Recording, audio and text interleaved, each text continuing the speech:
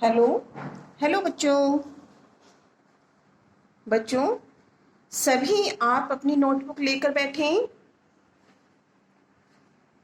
बच्चों आज हम जो हमारा अनुवाद का टॉपिक चल रहा है उसमें हम तृतीय विभक्ति यानी कर्ण कारक के साथ हम कौन सी विभक्ति का प्रयोग करते हैं बच्चों? तृतीय विभक्ति का। तो तृतीय विभक्ति के जो मेन सूत्र हैं मैं आपको नोट करा रही हूँ, आप सभी बच्चे नोट कर लेंगे, फिर मैं एक एक को आपको एक्सप्लेन कराऊंगी बच्चों। तो सूत्र नंबर 1 है साधक तम कर्णम। नोट करेंगे सभी बच्चे। सूत्र नंबर 1 करिए, साधक तम कर्णम। सेकंड सूत्र है सहयुक्ते प्रधाने। सहयुक्ते प्रधाने। थर्ड है येन अंग विकार है। क्या है बच्चों? येन अंग विकार है। सूत्र नंबर 4 है हमारा इत्थम भूत लक्षणे। और जो सूत्र है हमारा 5वां उसे आप नोट करेंगे। आपको लग रहा है कि काफी बड़ा है, लेकिन हम इसको थोड़ा वर्डों को तोड़ तोड़ करके उसको पढ़ोगे तो आपको अच्छे से समझ में आ जाएगा। पृथग्नि नाना नाभि स्त्रित्या अनयंतर इस्याम। पृथग्वी नाना नाभि स्त्रित्या अनयंतर इस्याम। तो बच्चों ये 5 सूत्र हैं जो आपकी 1 मार्क्स में पूछ ले जाते हैं। अब मैं एक एक सूत्र को आपको एक्सप्लेन कराऊंगी कि इसका क्या अर्थ है। तो सभी ने नोट कर लिया बच्चों सारे सूत्र को? चलिए अब हम आगे पढ़ते हैं। सबसे फर्स्ट सूत्र जो है बच्चों हमारा क्या है? साधक तम कर्णम। देखिए बच्चों तृतीय विभक्ति का प्रयोग हम कैसे करते हैं। जो हमारा कर्ता होता है, साधक तम कर्णम का अर्थ क्या है कि किसी कार्य को करने के लिए कर्ता को जिस चीज की सहायता लेनी पड़ती है, यानी किसी क्रिया को जिस कर्ता जिस चीज की सहायता से पूरा करता है उसमें हम तृतीय विभक्ति का प्रयोग करते हैं। कैसे? देखिए फर्स्ट अनुवाद है हमारा बच्चों, राम पुस्तक से पढ़ता है। किससे पढ़ता है? पुस्तक से। तो हमने अपनी इस पेपर में पढ़ा भी था कि प्रथमा विभक्ति में हम कैसे लिखते हैं, कैसे हमने चिन्ह लिखे थे। प्रथमा विभक्ति में क्या होता है बेटे? कर्ता कारक, और उसका चिन्ह क्या होता है? कर्ता ने। द्वितीय विभक्ति का कारक क्या होता है? कर्म, जिसका चिन्ह होता है को। और तृतीय विभक्ति जो है हमारी उसमें कर्ण कारक होता है और जिसका जो चिन्ह होते हैं कर्ता ने कर्म को कर्ण से के द्वारा, यानी उस चीज की सहायता से या उस चीज के द्वारा वो अपने उस काम को पूरा कर रहा है कर्ता। तो जिस चीज की सहायता से काम को पूरा कर रहा होता है कर्ता, उसमें हम तृतीय विभक्ति का प्रयोग करते हैं। कैसे? राम पुस्तक से पढ़ता है। भाई जो पढ़ने वाला कौन है बच्चों? हमारा राम, ठीक है, वो हमारा कर्ता है। तो कर्ता में हमें आप देखते आ रहे हैं, हमने प्रैक्टिस भी कर ली है कि कर्ता में हमें प्रथम विभक्ति का प्रयोग करना है। ठीक है, अभी मैं आपका ये थोड़ा सा डाउट क्लियर करती हूँ कि आपने बच्चों मैंने आपको राम की शॉर्ट वीडियो प्रोवाइड कराई थी, उसमें राम के रूप भी मैंने सेंड किए थे आपको। देखिए बच्चों, जैसे मैं इसलिए एग्जाम्पल आपको राम के रूप के ही अधिकतर दे रही हूँ ताकि उनको अच्छे से समझ जाइए। देखिए प्रथमा विभक्ति में एक वचन में क्या वर्ड लिखा हुआ है? राम है। रामो रामः। अगर एक राम कोई काम को करता है तो इसलिए हम कर्ता में राम है एक वचन शब्द का प्रयोग करते हैं। अगर दो व्यक्ति काम को कर रहे हैं, जैसे 2 बालक खेलते हैं तो हम 2 बालक हैं तो बालको ऐसे लिखेंगे रामो। 2 राम है तो 2 वहां पे क्या लिखेंगे? रामो। अगर बहुत सारे हैं तो रामः। ठीक है। अब द्वितीय विभक्ति में जो हमने किस में आता है? कर्म कारक के साथ प्रयोग होती है, यानी कर्ता का प्रभाव जिस चीज पे पड़ता है उसमें हम द्वितीय विभक्ति का प्रयोग करते हैं, जो हमने लास्ट वीडियो में अभी कंप्लीट की है। तो उसमें क्या चिन्ह आता है? देखिए रामम। अगर एक वचन का व्यक्त करता है या एक वचन का हमारी जो वस्तु है जिसमें हमें प्रयोग करना है तो रामम रामो, अगर दो हैं रामायण। अब हम किस पे आ रहे हैं, तृतीय विभक्ति पे। तो तृतीय विभक्ति कर्ण कारक के साथ में अगर एक चीज है तो हम उसमें क्या प्रयोग करते हैं, एण, तो वहां पे हो जाता है रामेण। ठीक है, अगर दो हैं तो रामाभ्याम, अगर तीन है तो रामे। तो हमें आज मैं आपको यहीं तक का कराऊंगी, ये बताया है मैंने आपको। तो तृतीय विभक्ति में जो राम के रूप चलते हैं क्या आता है उसमें, एण। ठीक है, ये बच्चों आपको ध्यान रखना है। जो हमारा, आप सोचोगे कि मैम यहाँ पे तो जब बालक लिखते हैं तो नैनल का आता है, कि नैनल वाला ने आता है और इसमें अणे वाला ने आ रहा है। तो ये डिफरेंस में मैं आपको समझा दूंगी कि क्यों आता है। ठीक, रामेण, रामाभ्याम, रामे, तो इस तीनों वर्ड को आप अच्छे से याद रखेंगे। ठीक है बच्चों, आप देखिए, तो ये आपको समझ में आ गया है कि कर्ता का, जो हमारा कर्ता होता है वो जिस चीज की सहायता से काम को पूरा करता है, तो उस जिस चीज की सहायता ली जा रही है, जिसके द्वारा काम को किया जा रहा है, उसमें तृतीय व्यक्ति का प्रयोग करते हैं। अब जो हमारा वाद, जो अनुवाद है, राम पुस्तक से पढ़ता है, तो पुस्तक से पढ़ रहा है, तो पुस्तक में इसलिए हमने एण शब्द लगाया बच्चों। ठीक है, जैसे रामेण लिखा हुआ था एण, तो पुस्तक लिखे एण।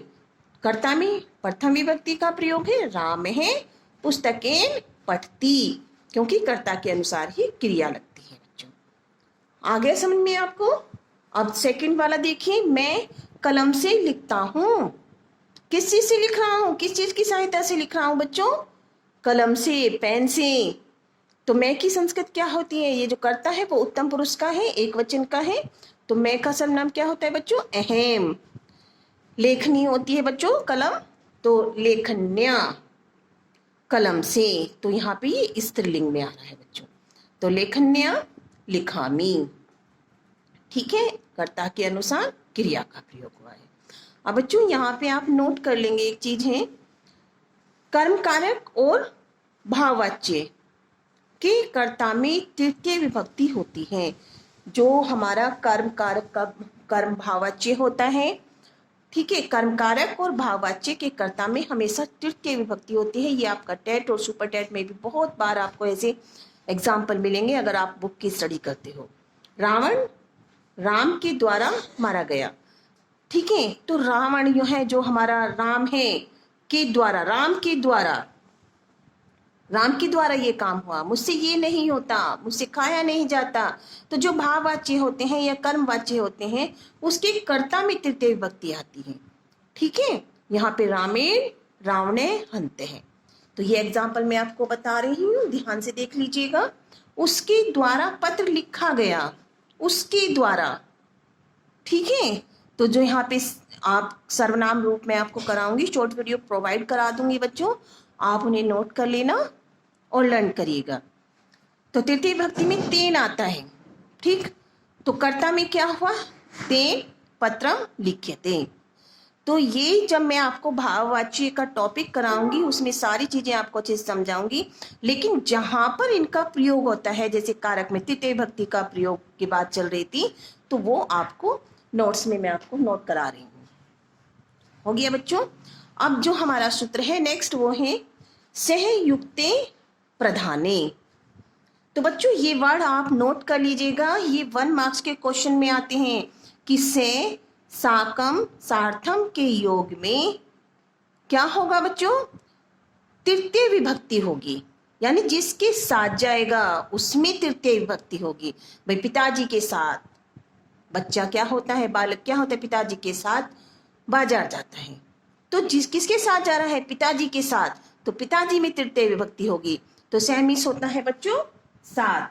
तो आप ये चीजें नोट कर लेंगे कि सह साकम सार्थम के योग में हमेशा जिसके साथ कोई काम किया जाता है उसमें तृतीय विभक्ति का प्रयोग होता है।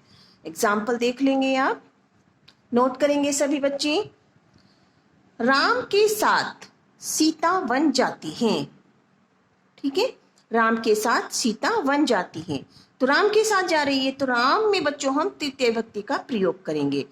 रामेण से, राम के साथ, सीता वनम गच्छति। ठीक है, तो ये बच्चों आपको समझ में आ रहा है। बच्चों अगर आपको समझ में आते हैं, अगर नहीं भी आते तो आप प्लीज कमेंट बॉक्स पे जाके नोट लिखें कि मैम हमें ये वाला कारक समझ में नहीं आया या ये अनुवाद हमसे नहीं बन रहा है, तभी तो मैं आपके वो डाउट्स क्लियर करूंगी। सभी बच्चे लाइक करा करें वीडियो को। चलिए अब हम आगे बढ़ते हैं। अब हमने 2 सूत्र यहाँ पे पढ़ लिए हैं, साधकतम कर्णम और सहयुक्ते प्रधाने।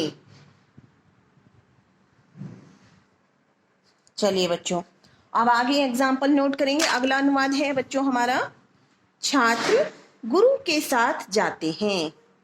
छात्र गुरु के साथ जाते हैं।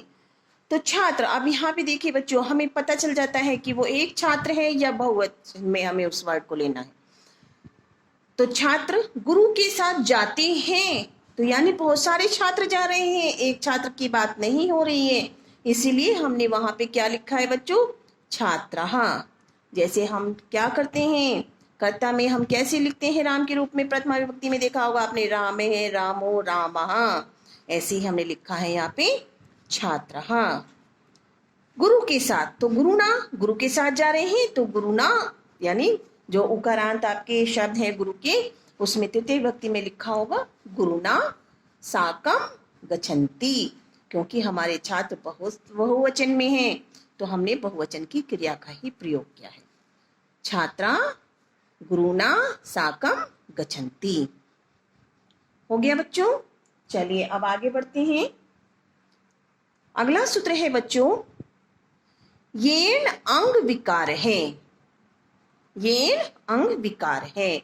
अंग का मतलब होता है बच्चों जो हमारे शरीर के पार्ट्स हैं, हमारे जो शरीर के पार्ट्स हैं यानी अंग हैं, उनमें विकार का मतलब होता है बच्चों कोई बीमारी होती है, ठीक है, कोई परिवर्तन होता है, विकार है। तो शरीर के जिस अंग में विकार होता है उस अंगवाची शब्द में तृतीय विभक्ति का प्रयोग होता है। बच्चों इसमें से आपका 1 मार्क्स का एक या तो सूत्र पूछा जाता है तृतीय विभक्ति में से, या फिर एक अनुवाद कंपलसरी आता है। और ये अंग विकार है, आप बिल्कुल अच्छे से नोट कर लीजिएगा, अच्छे से एग्जाम्पल समझ लीजिए। देखो बच्चों, वह आंख से काना है, ठीक है, तो कौन है वह, तो वह की संस्कृत क्या होती है बच्चों, से। किसी आंख से, बच्चों हमें ये ध्यान रखना है कि हमारे जैसे आंखें हमारी कितनी होती हैं, 2, हाथ भी 2 होते हैं, कान भी 2 होते हैं, 2 से ज्यादा नहीं होते। तो हमें अनुवाद में ये ध्यान रखना है कि वो एक अंक की बात कर रहा है या 2 अंक की बात कर रहा है। तो अब बच्चों आप देखिए हमारा अनुवाद क्या कह रहा है, वह आंख से, तो यहाँ पे एक आंख की बात हो रही है, तो हम इसमें एक वचन शब्द का प्रयोग करेंगे। तो से नेत्रेण, ठीक है, नेत्र होता है आंख का जो संस्कृत वर्ड है वो क्या है बच्चों, नेत्र। तो हमने क्या किया, उसमें तृतीय विभक्ति का प्रयोग किया, क्या बना, नेत्रेण कान्हे अस्ति, यानी शरीर के जिस अंग में विकार हो उस अंग में तृतीय विभक्ति का प्रयोग होगा। सबको क्लियर हो रहा है बच्चों। अब आगे वाले अनुवाद को नोट करिए, देखिए, वह आंखों से अंधा है, ठीक है। अब आंखों से तो हमें ऐसे लगेगा कि बहुत सारी चीजें हैं, लेकिन नहीं, क्योंकि भगवान ने हमें 2 ही आंखें दी हैं, ठीक है, तो हम उसमें आंखों से अंधा है यहाँ पे देख लेंगे। वह की संस्कृत क्या होगी, से। तो तृतीय विभक्ति के द्विवचन का हम प्रयोग करेंगे, जैसे रामाभ्याम होता है वैसे ही हमें क्या करना है, नेत्राभ्याम, ठीक है, नेत्राभ्याम तृतीय विभक्ति के द्विवचन का शब्द है। अंधे अस्ति, वह आंखों से अंधा है। सबको क्लियर आ रहा है बच्चों समझ में। आगे है हमारा, मोहन कानों से बहरा है। अब देखिए बच्चों यहाँ पे क्लियर हो रहा है, कानों से यानी वो दोनों कानों से बह रहा है बच्चों, कौन, मोहन। तो कर्ता में हम प्रथम विभक्ति एक वचन का प्रयोग कर रहे हैं, मोहने कर्णाभ्याम बधिरे अस्ति। हो गया क्लियर बच्चों, मोहने कर्णाभ्याम बधिरे अस्ति। अब लास्ट है आपका ये, इसमें उसे भी देखिए, वह पैर से लंगड़ा है, पैर से, तो यहाँ पे हम ध्यान रखेंगे पैर से, एक पैर से है, ठीक है, तो वह की से पैर की जो संस्कृत होती है बच्चों वो होती है पाद। तो हमने इन लगा दिया, क्या बना बच्चों? पादेन। जो लंगड़ा है उसकी संस्कृत होती है पंगु। ठीक है, पंगु है अस्ति, वह पैर से लंगड़ा है। ठीक है बच्चों। अब जो बच्चों इससे आगे वाला सूत्र है हमारा इतम भूत लक्षणे। मैंने आपको नोट कराया था, आप नोट कर लीजिए।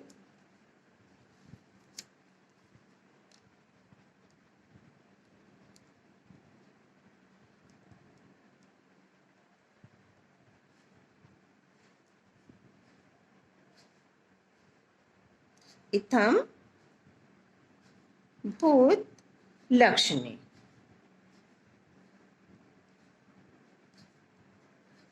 ठीक है, इस सूत्र का अर्थ क्या है बच्चों? अब आप नोट कर लेंगे इस चीज को अच्छे से। इसका अर्थ है बच्चों, जिस चीज से यानी जिस वस्तु से कोई पहचाना जाए उसमें तृतीय विभक्ति का प्रयोग होता है। इत्थम भूत लक्षणे, यानी भाई जिस वस्तु से हमें किसी चीज की पहचान हो जाती है कि पर्टिकुलर हाँ ये चीज इसमें आती है, तो हम उसमें क्या करेंगे? तृतीय विभक्ति का प्रयोग करेंगे। तो हम अनुवाद लिख रहे हैं, आप लिख लीजिए बच्चों, सभी नोट कर लेंगे अनुवाद। वह जटाओं से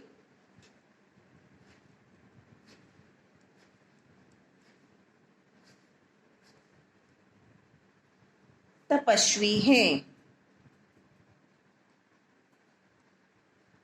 भाई हम जैसे देख लेते हैं कि हाँ ये जो मुनि बाबा हैं इन्होंने अपनी चोटी बांध रखी है, ऐसे ऐसे घुमा घुमा के जटाएं हैं उनकी, तो हम क्या करते हैं? जटाओं से, अरे ये तो कोई तपस्वी महाराज जा रहे हैं, ऐसे पहचान लेते हैं ना। तो वही हमारा अनुवाद, उससे हम आपको याद भी रहेगा। ठीक है, वह जटाओं से तपस्वी है। तो किससे है? जटाओं से। ठीक है, उसकी जटाओं को, उसके वस्त्रों को देखकर हम उसकी पहचान कर लेंगे, अरे इसने इस कलर के वस्त्र पहने हुए हैं, इसने ऐसी धोती कुर्ता पहना हुआ है, तिलक लगाया हुआ है। तो जिस वस्तु से उसकी पहचान हो जाती है पर्टिकुलर, तो उसमें हम तृतीय विभक्ति का प्रयोग करते हैं। तो बच्चों वह की संस्कृत क्या होती है? से। और भाई देखिए जटाओं भाई बहुत सारी हैं, एक आधा बाल नहीं होता लटाओं में, है ना, बहुत सारे होते हैं। तो हम इसमें क्या करेंगे? जो हमारा तृतीय विभक्ति का बहुवचन का रूप होता है रामा भी, वैसे हम लिखेंगे जटा भी ताप्स हैं, कि वह जटाओं से तपस्वी है। तो इस प्रकार से बच्चों ये हमारा इत्थम भूत लक्षण है, यानी जिस वस्तु से किसी की पहचान होती है उसमें हम, जिससे पहचान हो रही है उसमें हम तृतीय विभक्ति का प्रयोग करेंगे। वचन मैंने आपको बता दिया, अगर हमारी एक वस्तु है तो एक वचन का, अगर दो है तो द्विवचन का, अगर बहुत सारी हैं तो हम उसमें बहुवचन शब्द का प्रयोग करेंगे। तो बच्चों आपको ये अनुवाद समझ में आ गए होंगे। आज मैंने आपको तृतीय विभक्ति के कराए हैं। जो मेन विभक्ति होती है बच्चों वे मैं आपको करा रही हूँ, यानी जो विभक्ति के मेन नियम हैं जिनमें से बार बार क्वेश्चन पूछा जाता है, बार बार अनुवाद को रिपीट किया जाता है, तो मैं वो सूत्र आपको नोट कराती जा रही हूँ। तो आप प्लीज उन्हें अच्छे से लर्न कर लीजिएगा। अगर फिर भी आपको किसी अनुवाद में डाउट है, भैया आप प्रीवियस क्वेश्चन पेपर देख रहे हैं, मैं आपको बहुत सारे प्रीवियस क्वेश्चन पेपर भी सॉल्व कराऊंगी और टेस्ट भी लूंगी बच्चों आपका, आपकी प्रैक्टिस सेट में आपको सेंड करूंगी कि आप प्रैक्टिस कर लें और अच्छे से आपका अच्छे से तैयारी हो जाए। चलिए बच्चों आज हम यही इतना ही करेंगे। तो प्लीज़ आप सभी बच्चे वीडियो को लाइक ज़रूर करें, शेयर करें और प्लीज़ चैनल को सब्सक्राइब करें। Thank you.